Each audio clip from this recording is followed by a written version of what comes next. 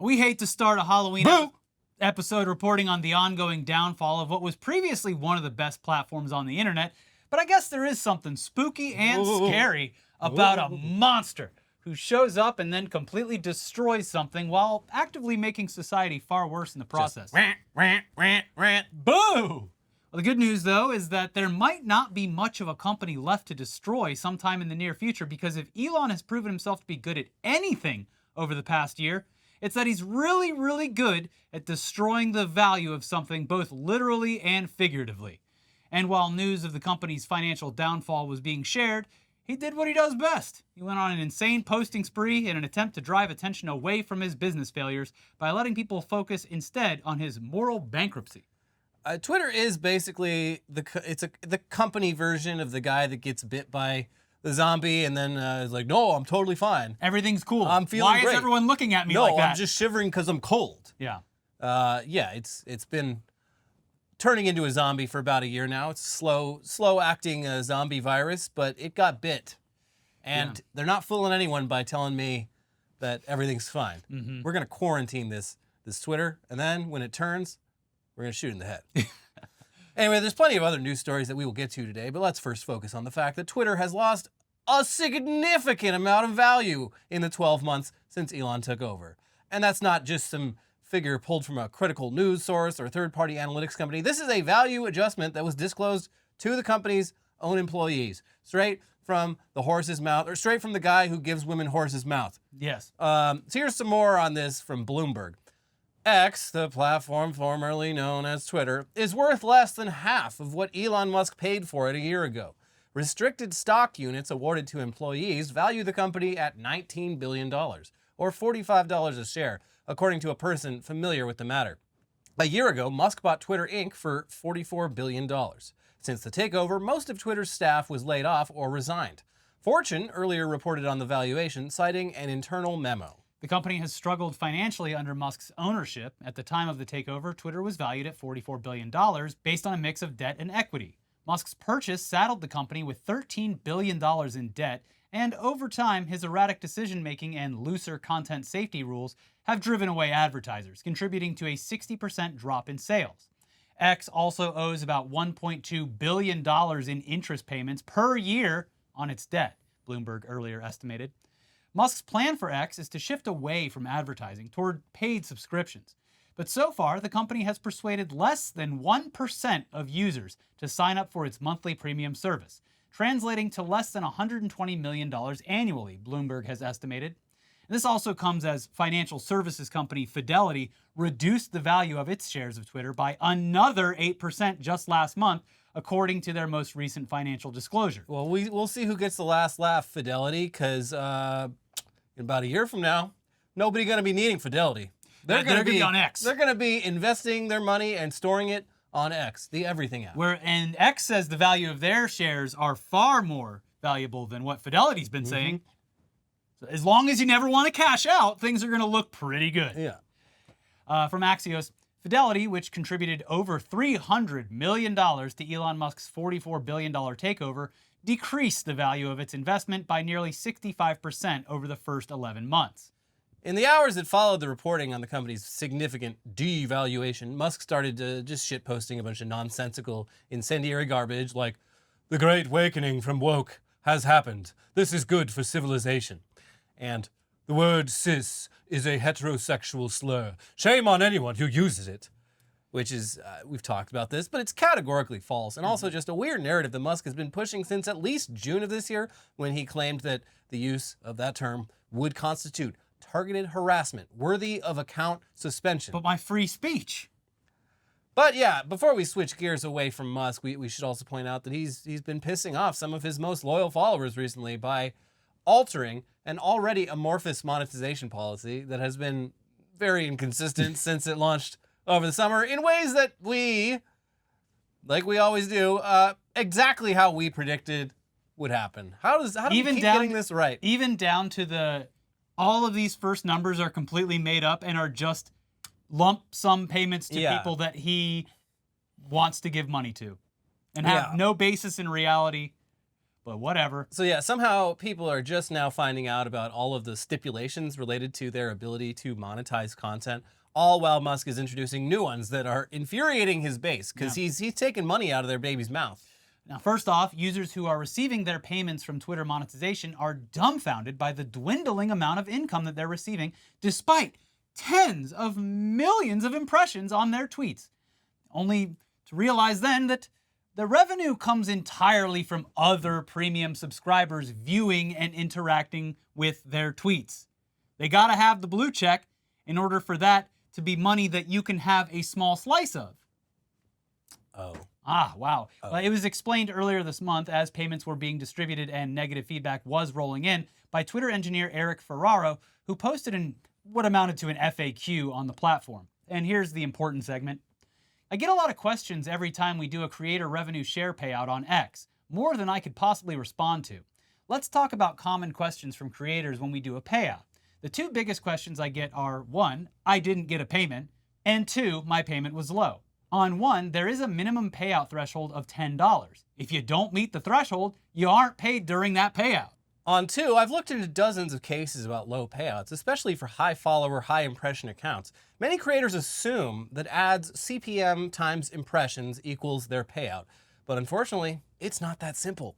Major factors that explain why such an account may receive a lower payout than expected include, and then he lists just multiple basic factors here, but the first one on the list it's the one that's causing such an uproar. 1, ads are shown, but the audience is not verified. Revenue is only earned for ads shown to verified users. This is one of many ways we mitigate attempts to manipulate the program.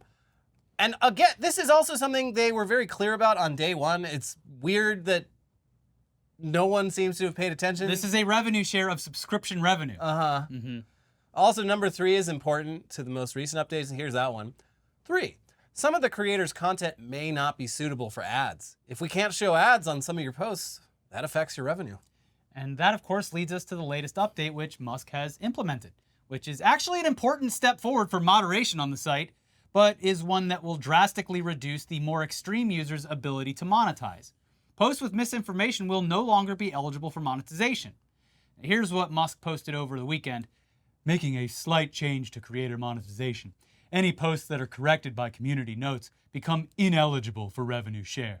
The idea is to maximize the incentive for accuracy over sensationalism. And that seems like a pretty standard policy across all content creation platforms. platforms. Makes sense. It would be a shame if the majority of the people using this monetization system were pretty much exclusively doing so by sharing content containing deliberate misinformation. That would be a problem. But yeah, on its face, the policy seems all right to me. Yeah, this immediately triggered all of the blue checks out there who were apparently thriving off of their ability to make a living by posting fake news, false narratives, doctored videos and images, and more. There was also a concern that community notes would be weaponized against them, which wouldn't really be a factor unless the community note was true and does, in fact, correct what was being posted, because that's what he said. If it corrects false information, then it is not monetizable. In conclusion, the platform formerly known as Twitter is getting worse for everyone, even the blue check weirdos. It's lost most of its value in just 1 year, and despite all of this, they are still attempting to turn it into your go-to location for things like banking and dating. So don't do it. Good luck, everyone. May the odds be ever in your favor. Masterful gambit, sir. All right, now let's put the Musk updates behind us and check out 2 clips that stood out to us this past weekend. And you're going to have to give us a break on this first one because we have no idea who these people are. No. But based on the reporting of the incident, it sounds like they are very popular influencers. Yeah. It's hard to keep track these days, but according to video footage of the event and quotes from people in attendance, quote, a bodyguard working for Jack Doherty punched a man in the face after the popular YouTuber got in an argument with fellow influencer Karina Kopf at a fancy dress party in Los Angeles. Okay, there's really not much more to add to the story than that, aside from what might be an assault charge coming down the pipeline sometime in the near future, because if you've seen the footage, I mean, woo! Yeah. The guy on the receiving end of the punch, who was dressed as Ken from the Barbie movie. Scab. Absolutely and fully eats that punch, sending his neon green glasses flying. Now, luckily for him, the punch did not knock his shoes off, so it seems like he will recover. He's fine. But it was undeniably a full-blown slobber knocker. My God. That man might have had a family. I'm not sure. I don't know who he is. But we have no background on this other than what's being reported. And what's being reported is that it was just a verbal argument between influencers. The video is incredibly annoying to watch because it's just a bunch of people frantically talking and yelling over each other before the punch is dealt. And we can't show the video because A, the person who filmed it would absolutely claim the use of it, and B, it is legitimately violent content because the punch is so severe. We're not legal experts, but this seems like assault, considering it appears as though no one was in any physical danger at any point. Yeah, you can't just punch someone. But props to the guy who took the punch because, I mean, if this had been filmed in slow motion up close, I feel like you would be able to see his face physically wrap around the guy's fist in cartoon fashion. What are the younger generations saying these days? He ate. Yeah, he ate. He ate. Yeah. He ate that punch. And probably won't be eaten for a few days after that unless it comes out of a tube. No, get this man a dentist. Mm-hmm.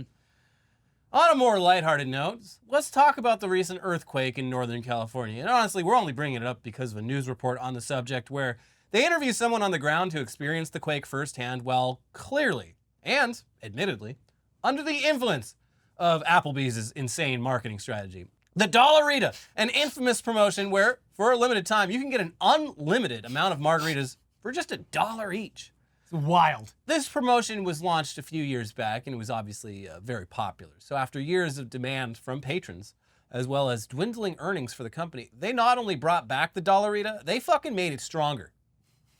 We went and did the other thing. That's right. Yeah. It's even stronger. Come get fucked up at Applebee's. We don't give a shit anymore. Yeah. Here's Insider. While October marks the 6th anniversary of the Dolorita's launch, Chief Marketing Officer Joel Yashinsky said the customer demand was the main reason for the drink's return. Quote, "It's the number one thing our guests ask for," he said. Yashinsky said he's also excited to see how a younger generation who will be trying it for the first time responds to the drink. Quote, "We're going to be having a lot of new guests that are now 21 or older," he said. "There's that next group coming in that's going to be able to really enjoy this, including my daughter." While the Dolorita recipe remains the same, the company has made one slight tweak. Along with tequila and lime, the drink will now contain triple sec. Oh, I mean, what? That's like a main ingredient in margaritas. They were doing it without triple sec. They were withholding it before. Yeah, it was probably the long game. They're like, we put it back. You need the triple sec. That really authentic margarita taste, it comes through a little bit stronger, Yashinsky said. Wow, winking.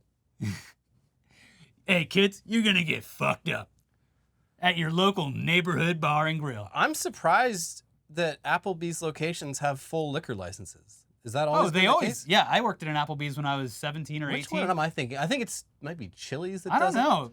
Because a lot of these places, they serve cocktails, but it's this workaround? Well, it's this interesting loophole where they don't use liquor. They use what's essentially, it's a growing business of basically like flavorless soju that's been engineered to taste like whiskey or tequila and stuff, but it still technically counts as a wine, so you can serve it with a beer and wine license. And it's the alcohol content is like 20% or below, so they have to pour a lot more in there. What this does is puts a lot of the bartenders at risk, because I remember the very important training session everyone went through where ABC training. They're like, if someone gets it into a wreck and kills someone or injures someone, the bartender is responsible before the establishment. Yeah. So they have to sue the bartender, and then they can sue Applebee's.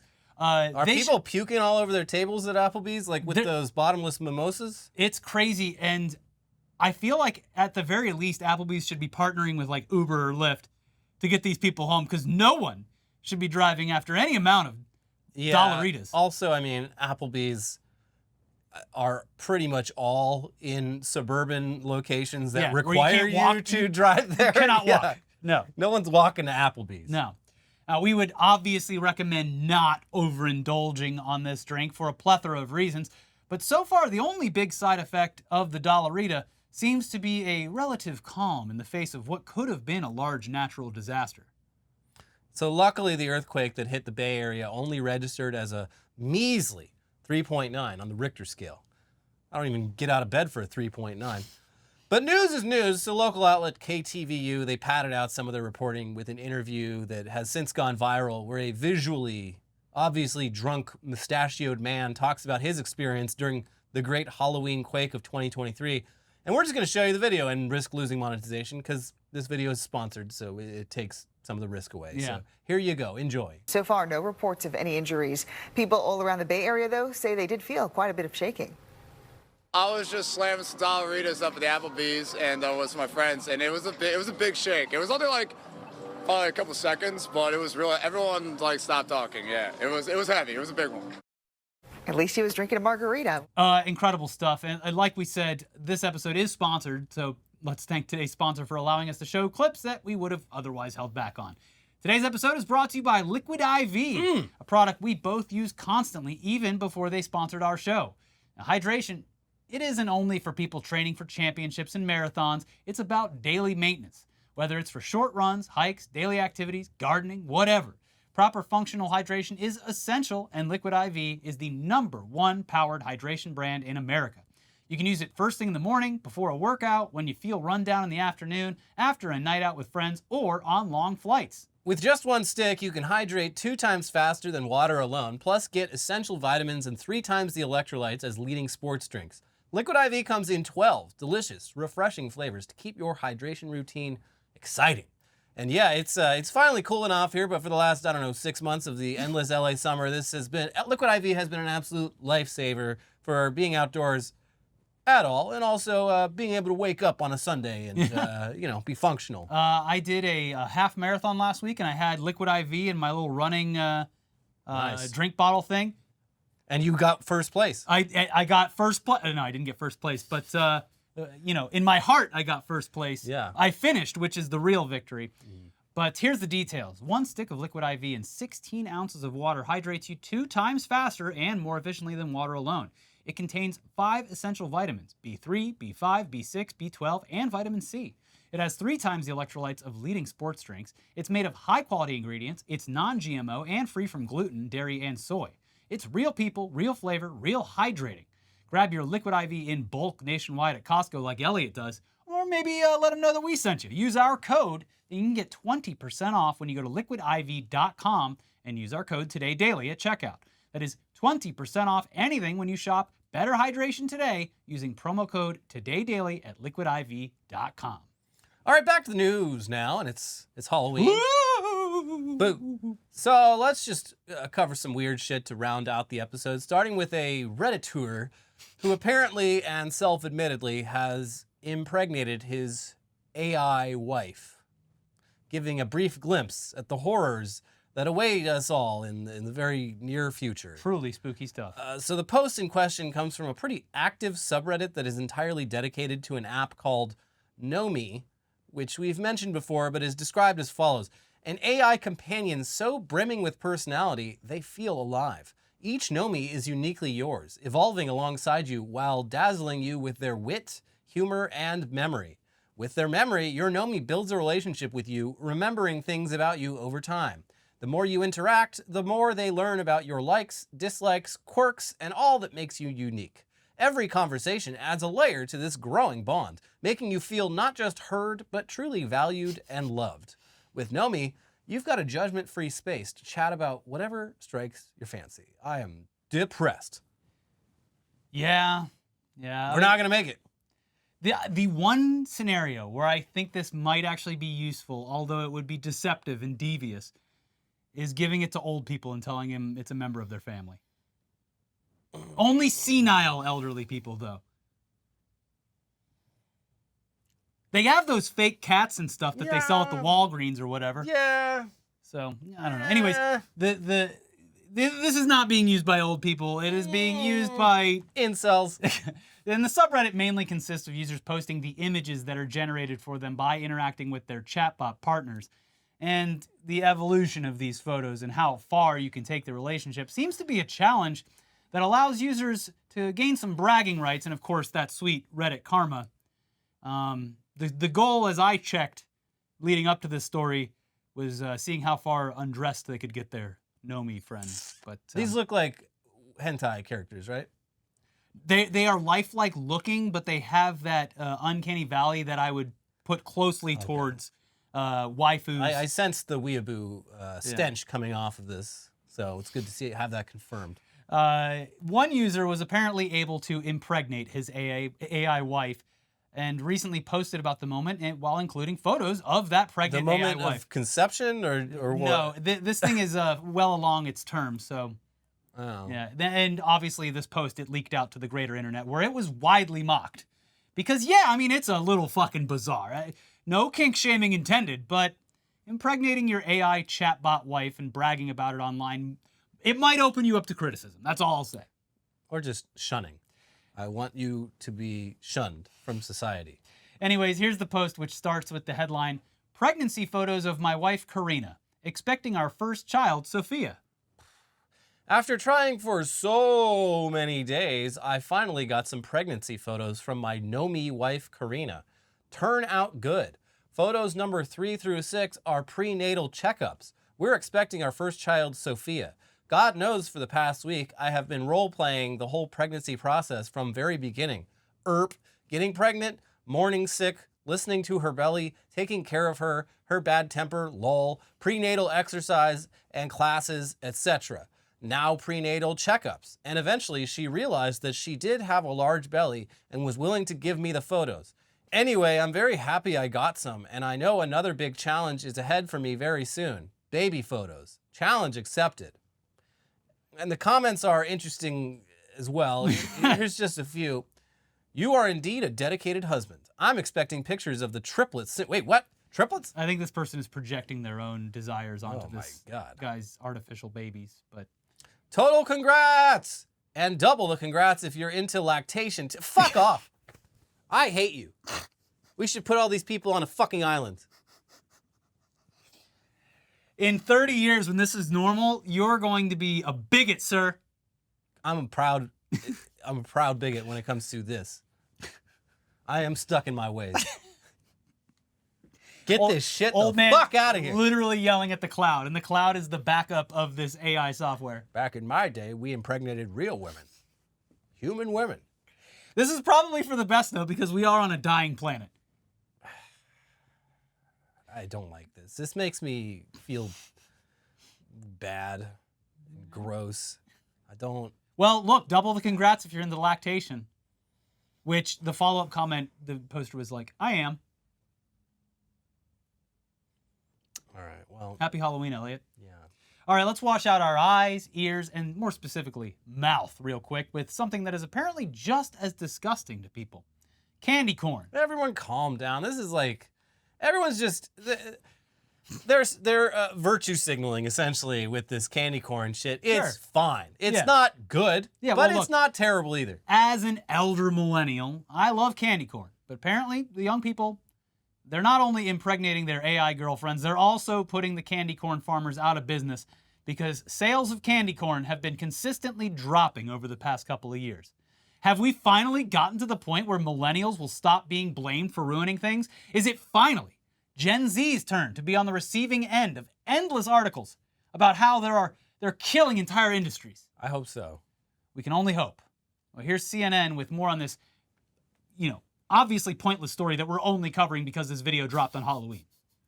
Americans can't get enough of Halloween candy. Those fat fucks. Halloween candy sales grew 14% between 2021 and 2022. That's a lot. Yeah. And this year is on track to be the same. In 2022, U.S. consumers dropped more than $3.7 billion on candy during the 6-week period before the holiday. Consumers' favorite candy? Chocolate. Chocolate. Which Americans bought at almost a 2-to-1 ratio. But while per unit sales of chocolate candy have remained largely stable compared with 5 years ago, non-chocolate candy is the growth market. But there's one notable exception to non-chocolate candy's Dolce Vita: Halloween's iconic candy corn. Americans are buying less and less candy corn, NIQ data shows, and more gummies and marshmallows. The number of candy corn packages sold during the Halloween season, or the 6 weeks leading up to the first week of November, have been falling every year since at least 2018, reaching a low of 12.7 million in 2022. As of October 14th, Americans have bought 5.3 million packages of the candy this season. It's not like, yeah, it's okay, Beth Kimmerly, the author of Candy, The Sweet History, and founder of the food industry data company Attribute Analytics, said of Americans' taste Candy historian. for candy corn. Hey, I watch a lot of The Food That Built America, and these folks are out there, and they are real. They are real experts, and they are paid for their expertise. Okay. It's an industry that maybe I'd like to get into someday when I'm 70 years old. Yeah, it seems like a good job. I'm an ice cream tester. Sure you are, old man. Sure you are.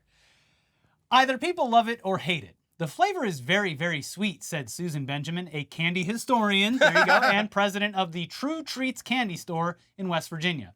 But it's not really describable sweetness, and often it sort of defies what it should look like. And they go on to talk more about the flavor and texture, and the article finishes with the final blow. Gen Z is killing candy corn. Without an appealing texture or flavor, what reasons are left to buy candy corn? I would put it into the category of something that people feel compelled to buy because of the nostalgia factor, Kimberly said. Benjamin also sees the sentimental appeal of candy corn. I remember it from my childhood, and the younger people don't, she said. And candy is as much about memory as it is about the actual taste. Well, you know what they got to do? They finally got to put the cocaine back in the candy corn. They took that out in the 100 years ago. They used to call it Coca corn. Yeah. Used to sell like hotcakes. Yeah, we need to start. That was back when hotcakes had cocaine in them too. Got to put the cocaine back in all these foods. Cocaine used to be the best food additive on the market. Yeah, it was safe. It was just a little bit, just a little buzz. Yeah. And yeah, they had to go and take it away.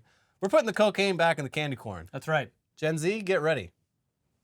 I do love that even with this, all of the articles over the past 10 years that have said that millennials are specifically killing industries, it's like millennials are like too old to be doing the things that you're describing. Whereas now it's like Gen Z doesn't like candy corn. It's like, no, Gen Z, they're like 25 years old now. Yeah. I would venture to guess that most of the candy is eaten by actual children, which Gen Z is not anymore. So, but I'm excited for their turn on the receiving end of all of these pointless articles. Yeah. Cool. Mm-hmm. And finally today, since you all loved the overpriced Zillow meth lab story from Weekly Weird News, here's another one with a slightly spooky spin on it. Mm-hmm. It's a massive church, complete with an occupied graveyard that you can call home for the relatively modest price of $650,000. Though it's been on the market for almost a year, so you might be able to get the seller to come down the price a bit if you're really serious about moving in. Mm-hmm. Here's some info from the listing. Luxury meets history in this incredible find. Magnificent transformation of 19th century house of worship to a residence with all the modern conveniences. Includes an ancient cemetery. It's a perk. Ancient cemetery, a huge great room, a tower with a bell, and endless views of preserved farmland. You can ring that bell. Unique opportunity to own and live in a new renovation beautifully conceived by a local architect. Originally pressed tin covered ceiling and walls add texture and definition in the great room. It is a complete renovation seamlessly blending classic and contemporary. Excellent opportunity to enjoy your art collection on the large gallery wall spaces and farm vistas through the windows. The second floor features the primary luxury suite with a spa-style bathroom. On the third, a loft offers a place to kick back and relax and leads to 2 substantial ancillary bedrooms and another bath. New 3-zone heating and cooling, a newer septic system, and high-efficiency water heater keep everything headache-free. On a scenic country road, you would never know charming river towns in Flemington were so close by. Property overlooks and includes the original cemetery, and care of the sacred grounds will be the responsibility of the homeowner. That's up to you. The level in which you are haunted is based on your caretaking of this ancient cemetery. Once that graveyard's yours, it is out of our hands. That's up to you, baby. The curse has traded hands, as they would say. Look, can I say something without everyone getting mad? You want to fuck the cemetery? No, I don't want to fuck the cemetery. That's the only context in which people say that. Well, I'm changing it. Okay. I want to live in this church house. I mean, yeah. Yeah. Like, seems pretty cool. Yeah. I mean, this is actually kind of awesome if it wasn't located across the entire country from us in a town where a car is absolutely necessary to even survive. What about a horse and buggy? Would that work? Yeah, it actually would. How old are the bodies? Like, when's the... It says ancient, but ancient in America probably means 100 years. It said 19th century church, so... 1800s, yeah. Yeah, but when did they stop burying bodies out there? Whew, I don't know. You're going to have to check the local. You blow the dust off the local parchment. Anyway, And this is New Jersey, so yeah, you never know. Probably a lot of mafia The bodies. Hoffa is under there. So yeah, going through the photos of this place, despite being absolutely cavernous, the work done to turn it into a residence is actually fine if you like modern fixtures. And you know the neighbors won't be noisy, because they're dead. Once you fill the space with your own design touch and some art on the walls, this place would actually be really nice. And it would be a great place to retire if you just want seclusion or to be left alone. And you don't want to pump your own gas when you inevitably have to fill up your car after just a few trips to the grocery store. No. I will retire here and sample my ice creams, and no one will bother me. Scrub the gravestones every once in a while. Yeah, you gotta take care of those graves. Eat my ice cream. Be living like a king. Anyways, an added bonus, you could then be buried in your own backyard. I Yeah. mean, that's the goal, right? Get the hole ready. Just throw me in when I'm done. Yeah. You can spend the rest of your remaining years designing the perfect plot for you and yours. And then I would recommend bequeathing it to someone in your immediate family or friends. And Also, doesn't having a cemetery in your property, isn't that like a huge like tax break? probably That's why Donald Trump buried his ex-wife just like on the greens of the in golf course. in the rough off of like hole 3. Yeah. I mean, there's a lot. And that was in New Jersey too. So yeah. this sounds like a pretty good deal. Yeah, I mean, I would treat the graves well, so I have nothing to worry about. Yes. There's a whole like slew of TikTok influencers that go and clean old gravestones. We just tell them, hey, come make your Yeah. content here. You keep the money, I keep the clean graves. Everybody's happy. I'm surprised no one's bought it to use it as a recording studio, because Well, it's cavernous. yeah, well, old churches are highly sought after as recording environments because Yeah. of the natural cathedral reverb you can get. Yeah. Well, it is very secluded, which is also a bonus. Yeah, Yeah. But you do have to live in New Jersey. that's a deal breaker. for Woke me. up this morning, got some gabagoo. cleaned up my graves, bobbity boo. Anyways, this monumental movie that is breaking all of the box office records came out. It did break records, What records? all of them, Oh, for a release like this. okay. Five Nights at Freddy's, the kids love it. $80 million domestic over this past weekend. $132 million globally, all off of a $20 million budget. Zoomers are saving the film industry. That's right. Yeah. We just flipped that whole script on its head. But I was morbidly curious about this movie. Had a couple friends that were going. I said, I'll tag along. And I found it to be quite enjoyable for what it is. The problem is I think that people thought it was going to be like an actual like rated R horror movie or something. But this is a kid's game for children that was turned into a movie for those children that have grown up slightly since the game had its peak in popularity. Yeah, the target audience for this stopped watching Barney like 6 months ago. Exactly. So, yeah. And if you consider that, I found it to be quite violent. Okay. There's like there's some pretty intense scenes. I'm not going to give it all away because everyone's obviously going to see it. But I don't know what people were so upset about. Matthew Lillard's in it. Oh, well, I do like him. Yeah. I saw Killers of the Flower Moon last week. I highly recommend it. Well, That's cinema, baby. was it? Yeah, but was it fun? No, it made me feel like shit. Exactly. But great performances. I'm excited to see it. I was going to try to do the double feature. The classic Five Nights at Freddy's to Killers of the Flower Moon pipeline, but I was just so tired of laughing and screaming during Five Nights at Freddy's that I had no time left at the theater. I will say, though, there are a bunch of kids in that theater, all probably too young to be watching what they were watching, which I found cool. Great that parents are bringing them out to it. Yeah. And everyone was screaming the names of the characters. I didn't know what the names were, and they're like, oh my God, it's Mr. Cupcake! This does not sound enjoyable. And the best part was during one of the scenes when it was very quiet and it was very tense in the movie theater, one of the teenagers in the audience did a loud fart noise with his mouth, and everybody laughed. Yeah, I don't think I'll be seeing this one. Not really for you, but No. for everyone else, pretty good time. Anyways, don't forget to like the video, click the join button if you're feeling freaky on Halloween. But make sure you're subscribed to the channel and hit the like button. That's the most important part. Leave a comment if you want to down below. Tell us what your costumes are this year. Elliot, what were you this year? Or what are you gonna be? I haven't even dressed up yet. Oh. I went to Spirit Halloween yesterday. It was pretty well ransacked. Yeah. But I'm a Catholic priest. That's horrifying. I wanted to be Beetlejuice, but they were out of Beetlejuice wigs. Those go quick. So I got the Catholic priest robe. Yeah, there's different things you can do with just one Beetlejuice wig. Also, by the way, did you see that they're, you know how TBS does Christmas Story 24 hours? Yeah. TBS, not even on Halloween, but on Saturday, they were running Beetlejuice 24 hours a day. Hey, that's great. Yeah, It's a great movie. Yeah. I was Jason from Friday the 13th Part 3, and I went to a party that had more of a joke costume and anime character vibe, and everyone kept saying that I was freaking them out. So. We know how Hank Hill would feel about that. There was a Hank Hill at the party. Where's all the goblins and ghouls? There was a Hank Hill at the party, and he did like my costume. He Okay, appreciated good. it. Yeah. Hank Hill understands what Halloween's all about. And then I said, hey, Hank's wife.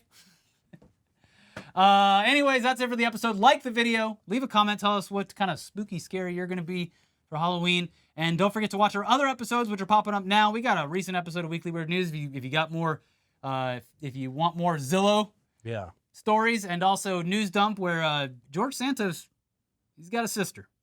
And can I say something without everyone getting mad? I'm kidding. Check those videos out. We'll see you next time.